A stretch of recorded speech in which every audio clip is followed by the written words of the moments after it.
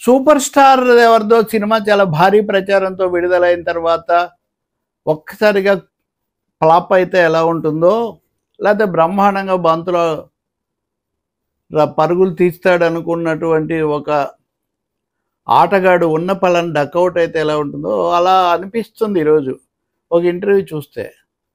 అత్యంత వివాదాస్పదుడు అని పేరు తెచ్చుకొని చక్రం తిప్పి అధికారం చెలాయించిన మాజీ ఐఏఎస్ అధికారి ప్రవీణ్ ప్రకాష్ ఈరోజు ఇంటర్వ్యూ ఇచ్చారు. ఆ ఇంటర్వ్యూ ఎందుకు ఇచ్చారు అంటే ఆయన చెప్పే ప్రకారం ఆయన బీఆర్ఎస్ తీసుకున్నారు గత ఏడాది జూన్ జూలైలో అనుకుంటాను. కాబట్టి ఆంధ్రప్రదేశ్ ప్రజలకు ఎప్పుడో ఒకసారి ఒక వివరణ ఇవ్వాలి అనే దాంతో నేను ఇంటర్వ్యూ ఇస్తున్నాను, లేకపోతే నాకు ఇక్కడ ఏమీ అవసరం లేదని ఆయన అంటున్నారు. చేసిన వాళ్ళేమో మీరు ఇప్పటికే తప్పు చేసేసారు కాబట్టి, కర్మ వచ్చేసింది కాబట్టి మీరు పాప ప్రక్షాళన కోసం ఇప్పుడు ఆ దశలో ఉన్నారా? ఎవరైనా ఇలాగే ఉంటారు కాబట్టి ఆయన ఏదో చంపలేసుకోవడానికి వచ్చాడని వీరు రాసిస్తున్నారు.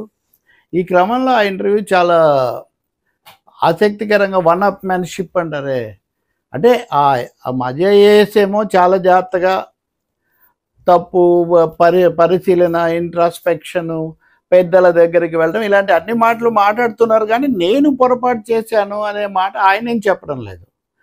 కానీ ఆయన చాలా పెద్ద తప్పులు అవన్నీ కూడా చేసి వాటికి ఏదో పాప పరిహారము లేదా పశ్చాత్తాపం కోసం వచ్చారనుకొని ఈయన మొదలు పెట్టారు. సో ఇలా మొదలైన తర్వాత అది మొదట్లోనే ఇంకది ఒక ధర్మవరం సుబ్రహ్మణ్యం ఆ మధ్య కాదు ఆయన చేస్తున్న కాలంలో ఒకటి చెప్పాడు ఇంటర్వ్యూలో. ఒకసారేమో అచ్చం అవతలాళ్ళు మాట్లాడితే యువతలాళ్ళు వినాల్సి వస్తుంది, ఇంకోసారి యువతలాళ్ళు మాట్లాడితే అవతలాళ్ళు వినాల్సి వస్తుంది అని అది చూపిస్తారు సరదాగా. ఇందులో కూడా ఓ 10 నిమిషాలు అంతే పూర్తిగా ఇంకా చెప్పనిచ్చి ఆ తర్వాత అతను తన వెర్షన్ తను ఎందుకు వచ్చాడో దాన్ని నెరవేర్చుకున్నారు. ఇందులో ఐఏఎస్ల పంచాయతీలు అప్పుడు చీఫ్ సెక్రటరీగా ఉండి అర్ధంతరంగా బదిలీ అయిన తర్వాత బయటకు వచ్చేసిన ఎల్వి సుబ్రహ్మణ్యం గురించి ఈ విషయాలన్నీ అందులో వచ్చే జగన్మోహన్ రెడ్డి ఆయన ఏకపక్ష ధోరణి లాంటి అంశాలన్నీ. ఇక్కడ ప్రవీణ్ ప్రకాష్ ఏ విషయంలో పశ్చాత్తాపడుతున్నారు లేదా ఆయన ఏ విషయంలో అంటే ఆయన ఒకటే బీఆర్ఎస్ తీసుకోవడంలో కోపంతో తీసుకున్నాను, కోపంలో కానీ అమిత సంతోషంలో కానీ పరవశంలో కానీ నిర్ణయాలు తీసుకోకూడదు, ఇది నేను పెద్దల దగ్గర తెలుసుకున్నాను, అదొకటి తప్ప ఇంకా మిగిలినవి ఆయన ఏమీ ఇందులో అడ్మిట్ చేసిందేమీ లేదు.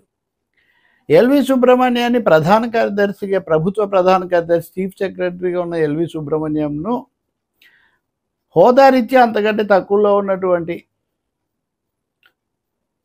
ప్రవీణ్ ప్రకాష్ ఉత్తర్విచ్చి మార్చడం, బదిలీ చేయటం, ఇది ఎలా సంభవం, చాలా తప్పు జిఏడి తరఫున చేయటం అన్నది అప్పుడు చాలా చర్చ నడిచింది. సరే తర్వాత ఇప్పటికీ ఆయన అప్పుడప్పుడు మాట్లాడుతుంటారు వేరే విషయాలు, అప్పటి అనుభవాలు చెప్తూ ఉంటారు ఎల్విఎస్.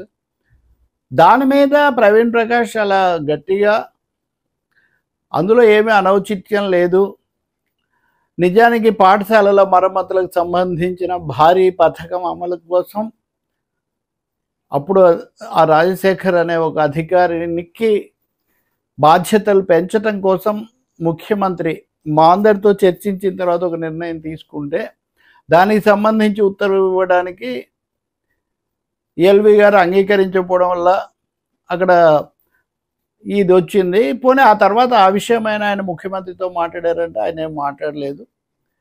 సో ఆ క్రమంలో ఇంకా ముఖ్యమంత్రి ఒక విధంగా అప్పటి ముఖ్యమంత్రి ఒక తీవ్రమైనటువంటి ఆవేశానికి దీనికి గురయ్యారు ఆయన.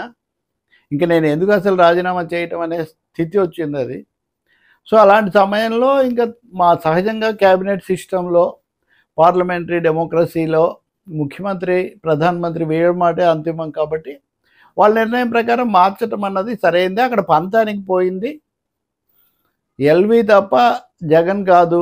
ఇది ప్రవీణ్ ప్రకాష్ ఏ భాషలో చెప్పినా దాని సారాంశం.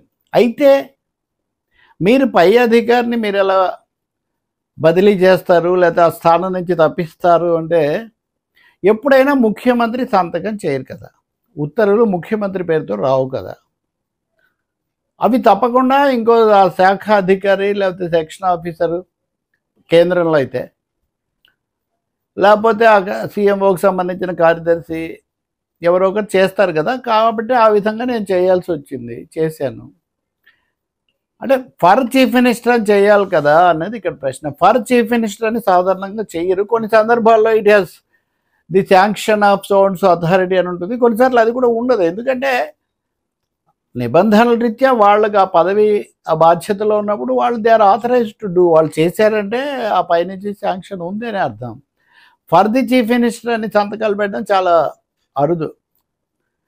PA to so and so లేకపోతే సెక్రటరీ టు గవర్నర్ ఇటువంటి సంతకాలు వస్తూ ఉంటాయి. కానీ ఫర్ ది చీఫ్ మినిస్టర్ లేకపోతే ఫర్ సో అండ్ సో అని చీఫ్ సెక్రటరీలు లేకపోతే టాప్ లెవెల్ బ్యూరోక్రాట్స్ అలా సంతకాలు చెయ్యరు. కానీ ఆ విషయం కూడా ఈ చర్చలో అడగటం, ఈయనేమో దాన్ని తోసిపుచ్చటం లేదా కాదని, ఆయన ఘర్షణకు వెళ్ళలేదు కానీ పూర్తిగా దాన్ని నిరాకరిస్తూ వచ్చారు. మీరు మళ్ళీ వెరిఫై చేయండి రూల్స్ అన్నారు. ఇంకో మాట కూడా చెప్పాడు ఆయన. ఏంటంటే రూల్ ప్రకారం వల్ల రూల్స్ ఫ్రేమ్ చేసేది ఈ క్యాబినెటే కదండి, వాళ్ళే కదా, వాళ్ళు చేసిన రూల్సే అక్కడ అమలు అవుతాయి. సో ఆల్ సెడ్ అండ్ అల్టిమేట్గా ఎగ్జిక్యూటివ్ అనేది ఇక్కడ పని ఎవరు చేసేవాళ్ళైనా నిర్ణయం చేసే అధికారం పూర్తిగా క్యాబినెట్కు, ముఖ్యమంత్రికి, ప్రధానమంత్రికి ఉంటుంది. దీంట్లో ఇంకా రెండో మాట ఏం లేదు. అంటే ఐఏఎస్లు మొత్తం ప్రశ్న ఏంటంటే, ఐఏఎస్లు నిబంధనల ప్రకారం గట్టిగా ఉంటే ఇది సరికాదు అని చెప్తే వాళ్ళు దారికి వస్తారు కదా. లేకపోతే ఇప్పుడు పివి నరసింహారావు హయాంలో పలానా జరిగింది కదా, ఇట్లాంటి మాటలు వస్తే ఖచ్చితంగా ఐఏఎస్ అధికారులైనా ఏ అధికారులైనా కానీ పాలించేటటువంటి ప్రభుత్వ అధినేత యొక్క నిర్ణయం ప్రకారమే వెళ్తారు. వాళ్ళ మధ్య రావడం కూడా చాలా తక్కువ. కాబట్టి ఇక్కడ వ్యక్తిగతంగా నేనైతే ఎవరి దగ్గర పైసా తీసుకోలేదు ఆయన చెప్పేది. ఈ మాట చాలామంది అంటుంటారు. వివాదాలు లేకపోతే కొంచెం అధికారంలో శృతిమించి వ్యవహరించటం, అన్నిట్లో చక్రం తిప్పాలనుకోవటం, తన మాట నెగ్గాలనుకోవటం ఇట్లాంటివి ఉంటాయేమో. కానీ అవినీతి విషయంలో అతని మీద పెద్దగా ఆరోపణలు లేవు అని తెలిసిన వాళ్ళు, చుట్టూ ఉన్న వాళ్ళు చాలామంది చెప్తూ ఉంటారు. అందుకనే బహుశా ఆయన దాన్ని ప్రవీణ్ ప్రకాష్ అవినీతి ₹1 కూడా తీసుకోలేదని చెప్తున్నారు. రెండోది, నేను ఒంటరిగా జగన్తో నేను ఎప్పుడు మాట్లాడలేదు. ముఖ్యమంత్రిని నేను ఒంటరిగా ఎప్పుడు కలుసుకోలేదు. ఎప్పుడైనా కానీ అజయ్ కల్లాము, ధనంజయ రెడ్డి లేకపోతే ఇతర అధికారులు ఇన్ దట్ ఆర్డర్ ఒక 5గురము అక్కడ ఉండేవాళ్ళం, అలా జరిగేది అని చెప్పారు. సో మొత్తం మీద చెప్పాలంటే ఈ ఇంటర్వ్యూలో చాలా ఆశ్చర్యం కలిగించేది ఏంటంటే, ఒక లిక్కర్ కుంభకోణం లేకపోతే ఇంకా చాలా నడుస్తున్నాయి కదా, రోజు కుంభకోణాలు, ఆరోపణలు, అరెస్ట్ ఇట్లాంటివే కదా చర్చకు వస్తున్నాయి మీడియాలో కానీ బయట కానీ రాజకీయాల్లో కానీ. ఆ ప్రశ్నలే లేవు. ఎందుకు లేవు నిజంగా? లేదా ఎందుకు అలాంటి అంశాల మీద ఫోకస్ రాలేదు? ముందే అలాంటివి ఏమి వద్దులేని, అంటే ఒకసారి ఎవరినైనా కలిసి మాట్లాడేటప్పుడు దాని ఫ్రేమ్ అవుట్లైన్స్ ఒకసారి నిర్ణయించుకుంటారు కదా, అలా జరిగిందా తెలీదు. కానీ రాష్ట్రంలో చాలా చర్చకున్న అంశాల్లో ఎవరి పాత్ర ఏంటి, ఇంకొకరిది ఉందా, కొంతమంది ఐఏఎస్లు కూడా అరెస్ట్ కావడం, ఐపీఎస్ల మీద కూడా చర్యలు తీసుకోవడం ఇట్లాంటివి జరిగాయి, గత ప్రభుత్వంలో జరిగాయి. వీటన్నిటి గురించి ఏం ప్రశ్నలు లేవు అక్కడ.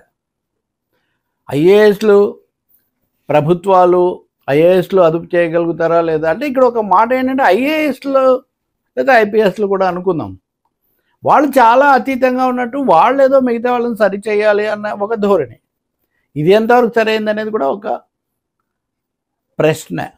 మొత్తం మీద చెప్పాలంటే, అలాగే చంద్రబాబు నాయుడుతో సంబంధాలు, జగన్తో సంబంధాలు, వివిధ దశల్లో ఏం జరిగింది, ఇట్లాంటి చాలా విషయాలు ఆసక్తికరమైనవి వచ్చాయి. కానీ ఎప్పుడైతే సహజ సంభాషణగా నిలదీయటం వేరు, ఎంత తీవ్రమైన ప్రశ్నలైనా వేయచ్చు, లేకపోతే ఏమైనా ఆధారాలు ఉంటే చూపించి అడగవచ్చు, కానీ అలా జరగలేదు. అది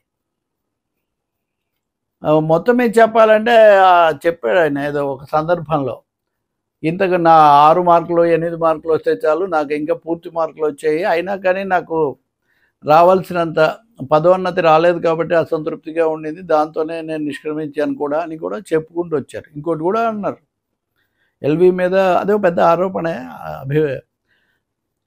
ముఖ్యమంత్రి వయస్సు 45 ఏళ్ళు కావచ్చు, 50 ఏళ్ళు కావచ్చు. ప్రజల మ్యాండేట్తో వచ్చిన తర్వాత అధికారులు ఎవరైనా ఎంతటి వాళ్ళైనా ఆ మాట వినాలి కదా. మాట్లాడితే నేను ఆ ఏజ్లో చేరినప్పుడు అప్పటికి ఇంకా పుట్టలేదు, లేకపోతే అప్పుడు ఇంత సర్వీస్ లేదు, నా సర్వీస్ అంత వయసు లేదు అంటే ఎలా కుదురుతుంది? వాళ్ళది అథారిటీ ప్రజలు ఇచ్చారు, దాన్ని మనం గౌరవించాలి కదా అని. సో ఇక్కడ రెండు విధాలు కూడా, అంటే అధికారంలోకి వచ్చిన వాళ్ళు ప్రజాస్వామికంగా అందరినీ కలుపుకొని పోయి నిబంధనల ప్రకారం వ్యవహరించటం అనేది ఒకటైతే, అధికారులుగా సలహాదారులుగా ఉన్న వాళ్ళు కూడా పద్ధతులు, ప్రజల తీర్పు లేకపోతే నిబంధనల ప్రకారం వెళ్ళాలి కదా అనేది రెండవది. అంటే ఇవన్నీ చాలా కాంప్లికేటెడ్ థింగ్స్. కానీ అసలు అన్నింటినీ మించి ఒక ముఖ్యమంత్రి, మాజీ ప్రధాన కార్యదర్శిని, ఇంకా ఒక 2-3 అధికారులను పెట్టుకొని ఎప్పుడు ఒక ఇది నడుపుతూ ఉంటే ప్రధాన కార్యదర్శికి కానీ ఇంకోరికి కానీ ఏ మేరకు నిర్ణాయక పాత్ర ఉంటుంది? ఈ ప్రశ్న ఇది ఎలా ఉండబోతుంది అన్నది ముందుగా తెలిసిన అంశమే. అయినా కానీ అంటే అడగాల్సినవి, నేను ఎవరి ఇంటర్వ్యూ ఎలా చేస్తారు, ఎవరిని ఎందుకు తీసుకుంటారు అన్నది మనమేం చెప్పలేము. అది జరిగిన దాని మీద చూసిన తర్వాత చేస్తున్న వ్యాఖ్యానం మాత్రమే. ఇందులో ఇంకా చెప్పుకోవాల్సినవి కూడా చాలా ఉన్నాయి.